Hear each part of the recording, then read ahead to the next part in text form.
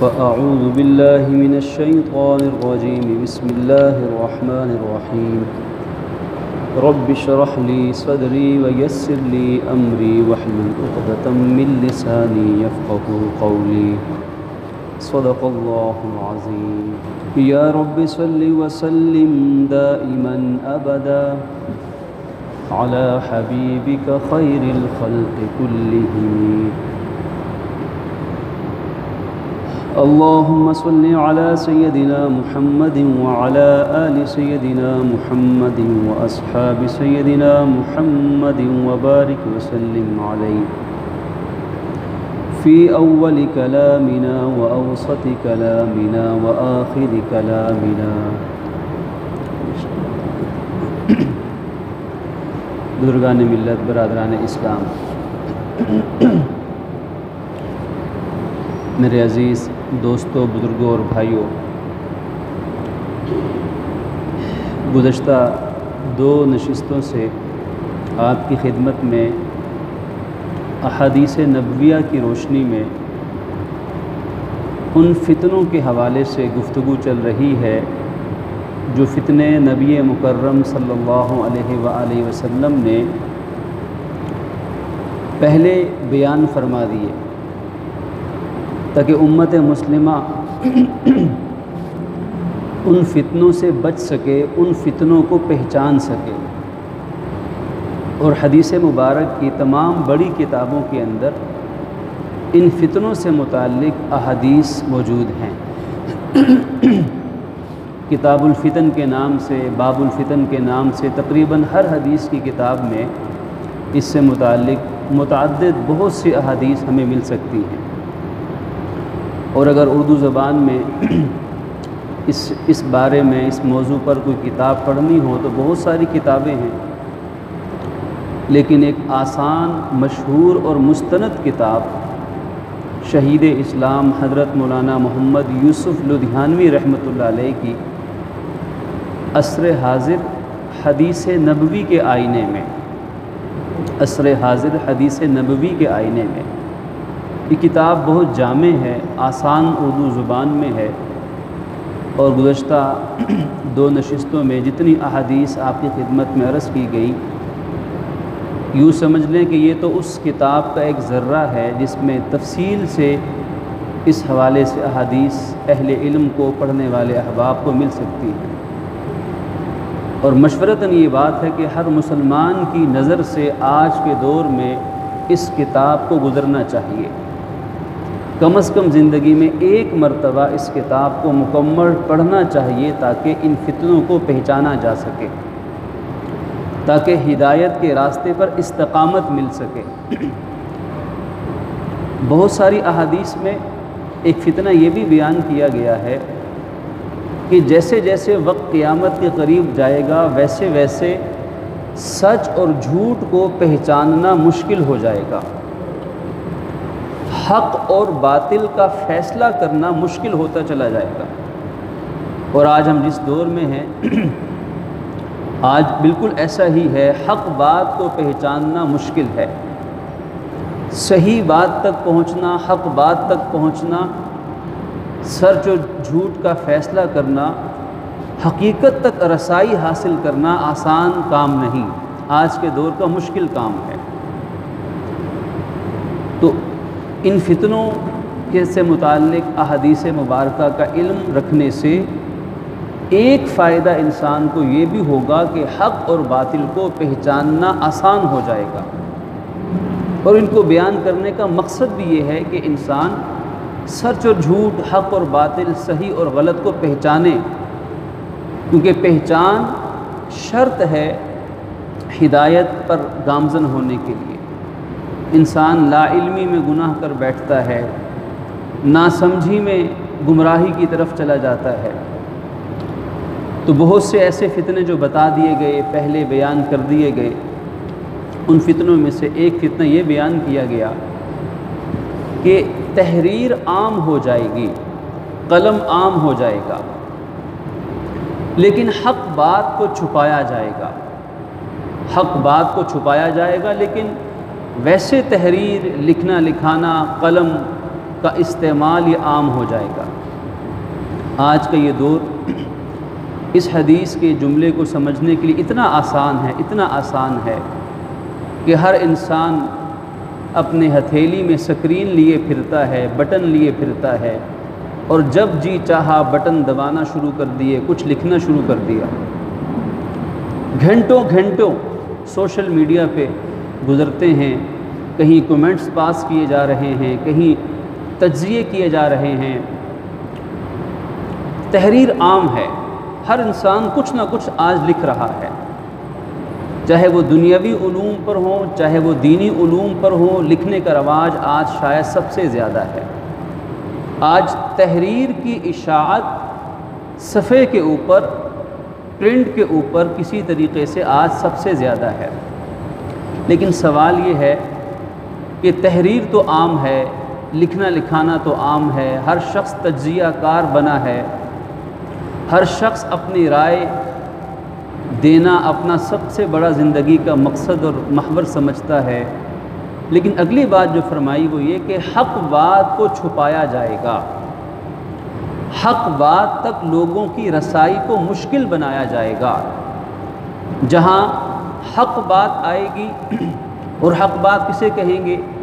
حق بات اسے کہیں گے جو انصاف کے مطابق بات ہوگی، جس میں کسی پر ظلم نہ ہو، جس بات میں کسی کی طرفداری نہ ہو، جس بات میں کسی کی ناجائز ظلم پر مبنی حمایت نہ ہو، انصاف پر مبنی بات، 100% انصاف پر مبنی بات کو حق کہا جائے گا۔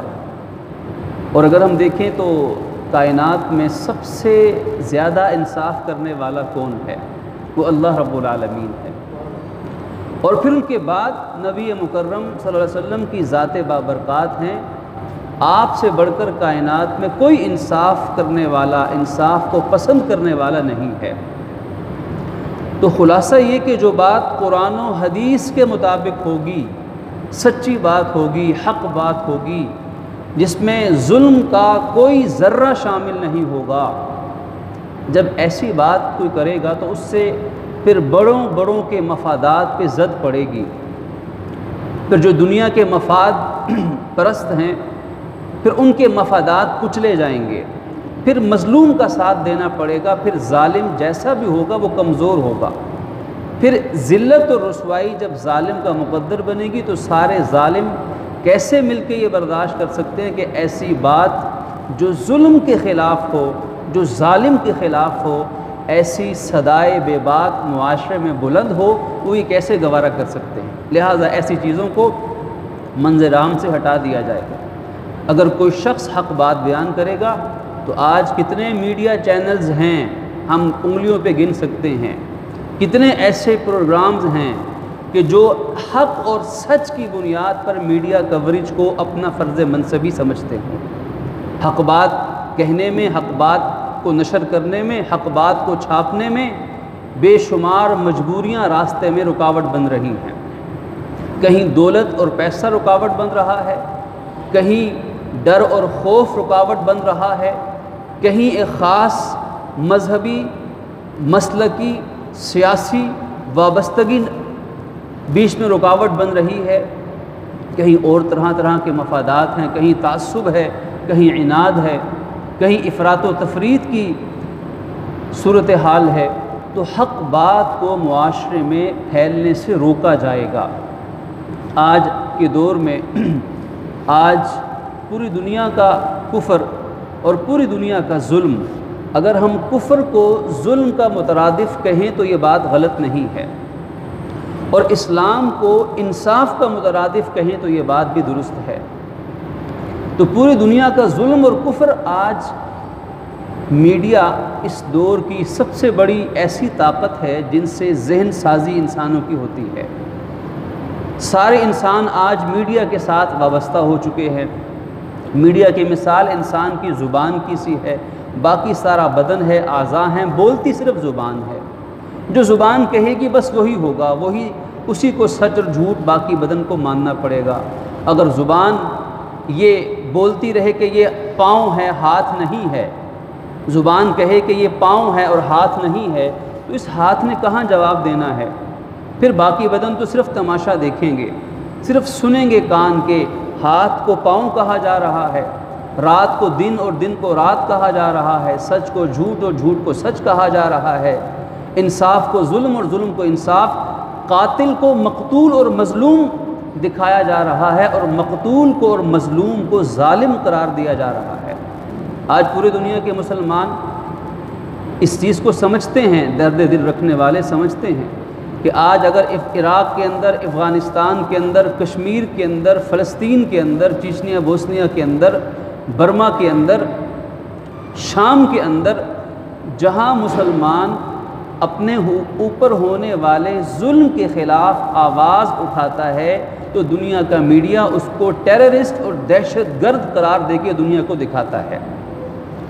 بھئی کسی کے گھر میں کوئی چور گھس آئے، کوئی ڈاکو، کوئی ظالم، کوئی جابر، کوئی قبضہ گروپ حملہ کر دے، اور وہ گھر والے بیٹھ کے روئیں بھی نہ، وہ یہ بھی نہ کہیں کہ یہ چور تھا، یہ ظالم تھا، یہ قبضہ گروپ ہے، وہ یہ بھی نہ کہیں، تو آج کا میڈیا دجالی اور کفریہ طرز میں، اچھے لوگ ہر جگہ پر ہیں، اس میں انکار نہیں کیا جا سکتا، لیکن مجموعی طور پر آج دنیا میں دہشت گردی اسی چیز کا نام ہے کہ کوئی مسلمان اپنے حق کے لیے اگر آواز اٹھائے، کوئی کشمیری نوجوان، کوئی کشمیری ماں بہن اگر اپنے حق کے لیے آواز اٹھائے تو پورے انڈیا کا میڈیا اس کو کیا قرار دے گا ہم سب جانتے ہیں۔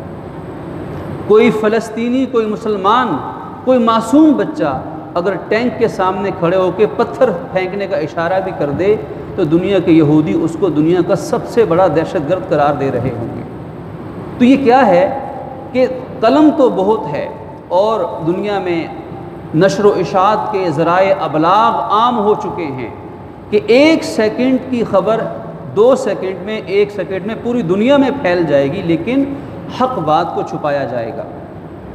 اور فرمایا کہ لوگوں کی حالت یہ ہوگی کہ جو شخص اپنے کردار میں سب سے کمزور ہوگا، اپنے کردار میں کمزور ہوگا، اپنی صلاحیتوں کے اعتبار سے نااہل ہوگا، امانت دیانت میں خیانت کرنے والا ہوگا، جھوٹ بولنے والا ہوگا اور ظلم کرنے والا ہوگا، ایسے شخصوں کو ہی معاشرے میں عزت اور احترام مل جائے گا۔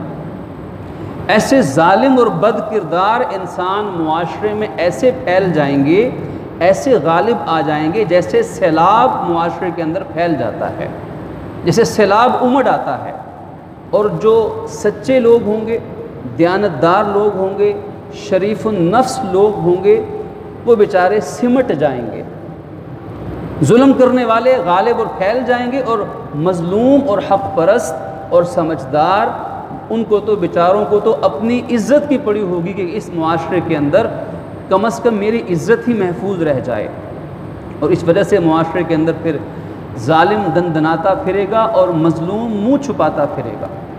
ظالم ظلم کر کے بھی اپنے ظلم پہ فخر کرے گا، فرمایا کہ ظالم ظلم پہ فخر کرنے لگ جائے گا، ظلم کرے گا اور پھر بڑے ڈھٹائی کے ساتھ، بے شرمی کے ساتھ کہے گا کہ میں نے یہ ظلم کیا ہے، اور اپنے ظلم پہ نازاں ہوگا۔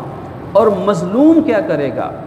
مظلوم اپنے اوپر ہونے والے ظلم کی وجہ سے اتنا اپنے آپ کو شرمندہ محسوس کرے گا کہ اپنے ظلم کا تذکرہ انصاف کی خاطر کبھی کسی کے سامنے کر نہیں سکے گا۔ مظلوم گھبرا رہا ہوگا، مظلوم اپنے بچے پہ ہونے والے، اپنی بچی پہ ہونے والے ظلم کی داستان یہ ہمت نہیں کر سکے گا کہ کسی عدالت میں جائے، پنچایت میں جائے، جرگے میں جائے، کچہری میں جائے، 2-4 لوگوں کے سامنے حق کے لیے وہ بیچارہ اپنی آواز بلند نہیں کر سکے گا، اسے تو اپنی عزت کی پڑی ہوگی۔ مظلوم اپنے آپ کو شرمسار سمجھے گا، اور ظالم اپنے آپ کو بڑا دلیر اور فخری انداز میں پیش کرے گا۔ فرمایا کہ یہ بدترین فتنہ ہوگا، اس میں مبتلا ہونے والے لوگ سخت آزمائش کے ساتھ گزریں گے۔ ظالموں کے لیے تو اللہ نے سزا کے کوڑے دنیا اور آخرت میں تیار کر رکھے ہیں، لیکن وہ بیچارہ مظلوم بھی ظلم کی چکی میں پستا رہے گا، اس کا کوئی پرسان حال نہ ہوگا۔ اور فرمایا کہ لوگ اللہ کے نام کے علاوہ کی جھوٹی قسمیں اٹھائیں گے، غیر اللہ کی قسمیں اٹھائیں گے۔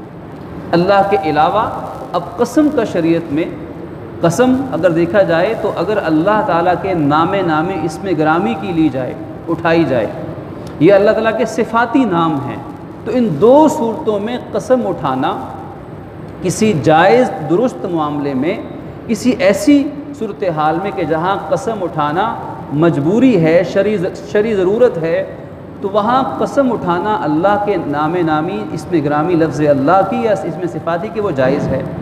لیکن اس کے علاوہ کسی دوسری چیز کی قسم اٹھانا ہی گناہ ہے۔ ہمارے معاشرے کے اندر قرآن پاک کو معاذ اللہ قسمیں اٹھانے کے لیے، حلف اٹھانے کے لیے استعمال کیا جاتا ہے، حالانکہ قرآن پاک کی قسم اٹھانا بھی گناہ ہے۔ قرآن پاک کو اپنے ان معاملات کے نمٹانے میں حالانکہ قرآن پاک پہ عمل کیا جاتا تو یہ جھگڑے پیدا ہی نہ ہوتے، یہ فسادات جنم ہی نہ لیتے۔ اگر قرآن کی بات مانی جاتی تو قرآن کی بات تو نہیں مانیں گے، لیکن قرآن کو اپنے سر پہ حلف کے لیے اٹھاتے پھریں گے، معاذ اللہ سچی جھوٹی قسموں کے لیے قرآن پاک کو استعمال کرتے رہیں گے، یہ ناجائز ہے۔ اللہ کے علاوہ کسی کی قسم اٹھانا جائز نہیں، نہ قرآن کی، نہ مسجد کی، نہ کعبے کی، نہ ماں باپ کی، نہ بیوی کی، نہ بچوں کی، نہ کسی اور چیز کی۔ فرمایا کہ لوگ اللہ کے علاوہ قسمیں اٹھائیں گے، یہ فتنہ ہوگا۔ اور پھر جھوٹی قسم اٹھانا خدا نہ خواستہ، سچی قسم بھی بڑی احتیاط سے، کیونکہ وہ انسان اللہ کے نام کو استعمال کر رہا ہے، وہ کہتا ہے کہ اللہ کی قسم ایسے ہوا یا نہیں ہوا، اس کا مطلب یہ ہے کہ جو میں کہہ رہا ہوں نا اللہ اس پر گواہ ہے، وہ اللہ کے نامی اسم گرامی کو استعمال کرنے لگا ہے اپنی عزت اور اپنی سچائی کے لیے، تو بڑا حساس معاملہ ہے۔ زبان لرز گئی، زبان میں لغزش آ گئی، کچھ بات میں جھوٹ کی آمیزش ہو گئی تو یہ جھوٹی قسم ہو جائے گی۔ اور جھوٹی قسم کو عربی زبان میں احادیث میں یمین غموس کہا گیا ہے۔ غموس کے معنی ہے کہ کسی گہرے پانی کے اندر ڈبکی لگانا اور اس طرح پانی میں ڈوب جانا کہ سر کے بال سے پاؤں کے ناخن تک جب وہ آدمی پورا پانی کے اندر ڈوب جائے، اسے غمس کہتے ہیں۔ اور یمین غموس کا مطلب کہ ایسا شخص جو جھوٹی قسم اٹھائے تو وہ سر کے بال سے پاؤں کے ناخن تک پورا گناہ کے پانی میں ڈوب جاتا ہے، معاذ اللہ۔ اتنا بڑا گناہ ہے جھوٹی قسم اٹھانا کہ پورا وجود اس کا گناہ میں ڈوب گیا۔ اسی لیے اس یمین کو قرآن نے یمین غموس کہا، احادیث میں یمین غموس کہا۔ اور حیرت کی بات ہے کہ اس یمین غموس کا کوئی کفارہ بیان نہیں کیا گیا۔ کیوں بیان نہیں کیا گیا؟ اس لیے کہ یہ اتنا بڑا گناہ ہے کہ کسی چیز سے اس کا کفارہ ادا ہو ہی نہیں سکتا، کوئی چیز اس گناہ کا کفارہ بن ہی نہیں سکتی کہ اس نے جھوٹی اللہ کے نام کی لاج نہیں رکھی، خدا نخواستہ معاذ اللہ۔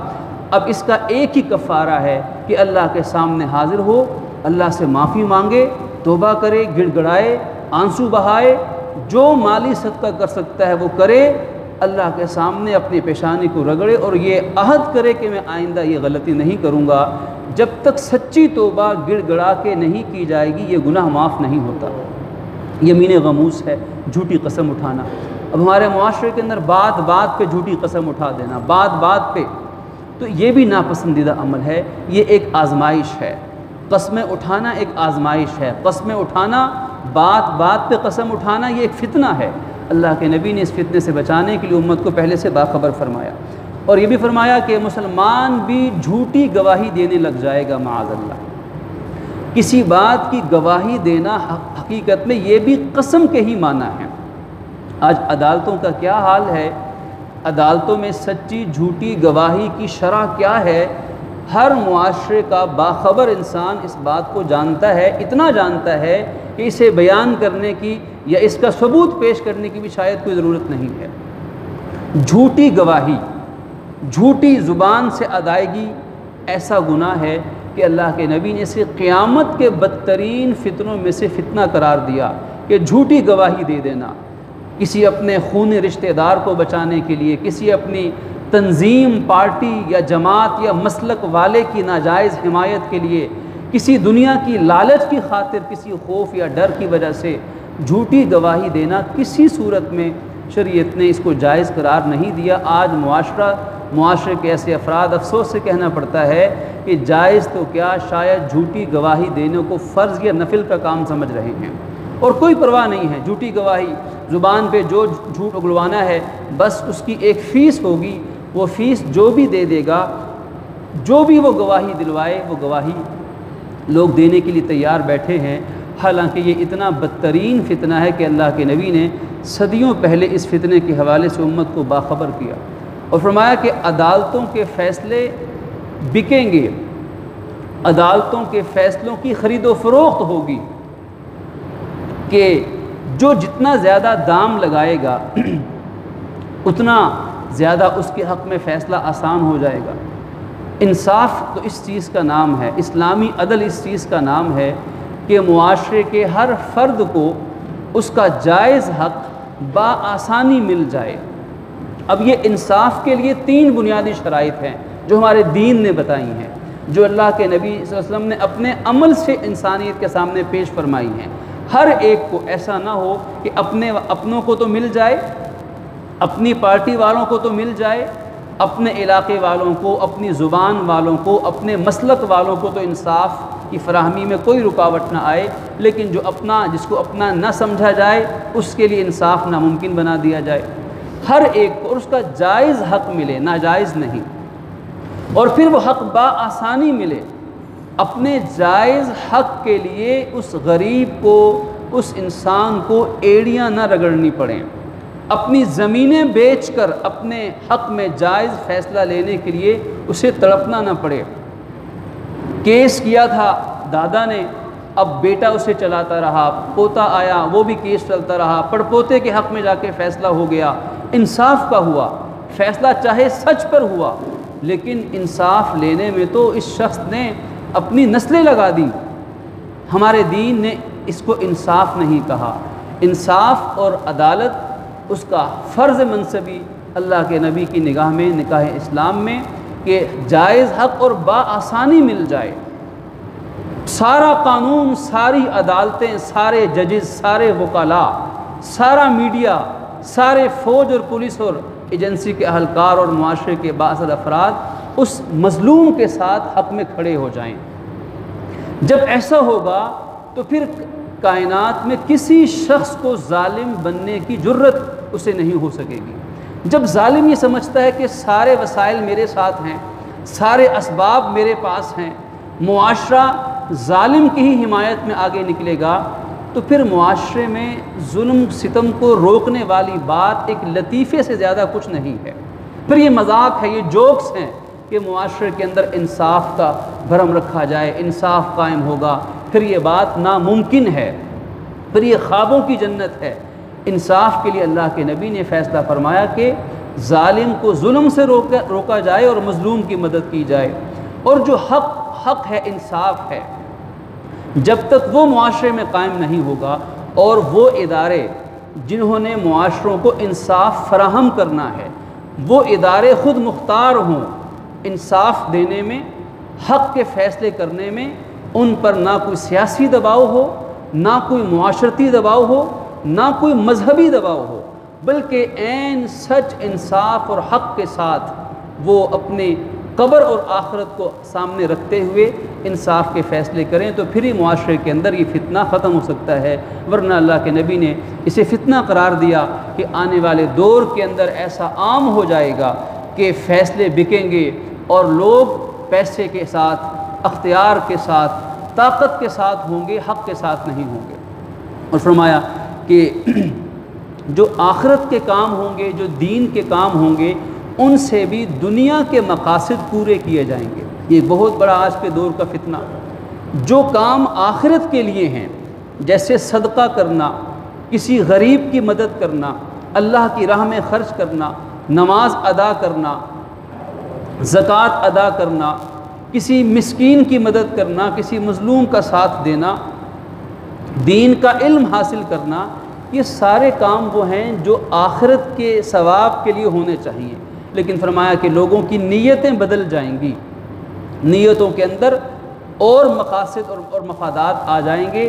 جو کام دین کے لیے اور اللہ کی رضا کے لیے کرنے والے ہوں گے، لوگ ان کاموں کو بھی اپنی دنیا بنانے کے لیے استعمال کریں گے، اور علم دین سے اللہ تعالیٰ کی خوشنودی حاصل کرنے کے بجائے لوگ دنیا کی طلب میں مارے پھریں گے۔ علم کا حصول تو کریں گے، علم حاصل کریں گے، لیکن علم حاصل کرنے کے لیے پیچھے مقصد کوئی عمل نہیں ہوگا۔ آج ہمارا سارا تعلیمی نظام، صرف ہمارے ہاں نہیں پوری دنیا میں، ہر مسلمان، ہر انسان اس معاشرے کا جانتا ہے کہ تعلیم کے حصول کے لیے کن اداروں کا انتخاب کرنے کو ترجیح دی جاتی ہے، کہ وہ ادارے جو بچے کو اتنے زیادہ نمبر دلوائیں کہ جس سے بچے کی اگلی پڑھائی، ہائی ایجوکیشن وہ اچھی ہو جائے، اس کے بعد اسے جاب، ملازمت جو کرنا چاہتے ہیں وہ دنیاوی مقاصد پورے ہو جائیں۔ بہت کم آٹے میں نمک کے برابر ایسے خوش نصیب افراد، گھرانے اور ماں باپ بھی الحمدللہ آج بھی ہیں جن کا مقصد علم سے اپنی اولاد کو اچھا انسان بنانا ہوتا ہے۔ خوش نصیب ہیں لیکن بہت تھوڑے ہیں۔ اکثر انسان اس فتنے کا شکار ہو چکے ہیں، جو فتنہ اللہ کے نبی نے صدیوں پہلے بیان کر دیا تھا کہ علم کا حصول تو آخرت کے لیے ہے، علم کا مقصد تو انسان کو اچھا انسان بنانا ہے۔ علم کا مقصد صرف انسان کے دماغ کو معلومات سے، انفارمیشن سے پر کرنا نہیں ہے، صرف دماغ میں معلومات بھرنا نہیں ہے، بلکہ علم کا بنیادی مقصد تو انسان کے اندر اچھے اخلاق، اچھی عادات اور اچھے انسانی اخلاق اور عادات اس کے اندر پیدا کرنا، یہ علم کا بنیادی مقصد ہے۔ وہ انسان رب کو پہچان سکے، وہ انسان کی قدر کر سکے، وہ انسان اپنی آخرت کو بنا سکے۔ لیکن فرمایا کہ علم حاصل کرنے کا مقصد بجائے رب کی رضا کے وہ دنیا کے مقاصد بن جائیں گے۔ اور پھر فرمایا کہ بعد والے لوگ اپنے پہلے والے لوگوں پر لعن طعن کرنا شروع کر دیں گے۔ بعد والے لوگ اپنے پہلے لوگوں پر ملامت کریں گے، لعن طعن کریں گے کہ ہم سے پہلے جو گزرے وہ تو ایسے تھے۔ جب بھی جہاں موقع ملا اپنے سے پہلوں پہ لعن طعن شروع کر دی کہ جو کچھ کیا وہ پہلوں نے کیا، جو خرابی، جو تباہی ہے وہ تو پہلوں نے کی۔ مذہبی لحاظ سے دیکھ لیں، سیاسی لحاظ سے دیکھ لیں، معاشرتی لحاظ سے دیکھ لیں کہ انسان اپنے عمل کا جواب دہ نہیں ہے، وہ تو صرف پہلوں کا رونا روئے گا کہ بھائی پہلوں نے جو کیا اس کے جواب دے وہ خود ہوں گے، اس کا حساب و کتاب ان سے ہوگا، مجھ سے تو میرے عمل کا حساب و کتاب ہوگا۔ اور پھر یہ فتنہ اتنا پھیلا کہ عام انسان تو عام انسان ہے، اس فتنے کی زد سے اور اس فتنے کے اثر سے اور اس فتنے کے اثرات سے امت کی مقدس ہستیاں بھی آج افسوس سے کہنا پڑتا ہے کہ وہ محفوظ نہیں رہی ہیں۔ بعد والے پہلوں والوں پہ لعنت کریں گے، یہ اللہ کے نبی نے صدیوں پہلے بتا دیا اور ایسوں کو بدترین گمراہ قرار دیا۔ الحمدللہ اہل سنت والجماعت پوری دنیا کے مسلمان کسی نبی کی توہین کو بھی، ادنا توہین کو بھی ایمان نہیں کفر سمجھتے ہیں، اپنے ایمان کے خلاف سمجھتے ہیں۔ کوئی مسلمان کسی اللہ کے سچے نبی کی توہین کا ذرہ بھی دماغ میں لانا کفر سمجھتا ہے؟ کوئی مسلمان کسی صحابی کی تنقیص نہیں کر سکتا، کسی صحابی کو ملامت نہیں کر سکتا۔ معاذ اللہ کسی صحابی کو برا بھلا کہنا یہ مسلمان کے ایمان کے خلاف ہے۔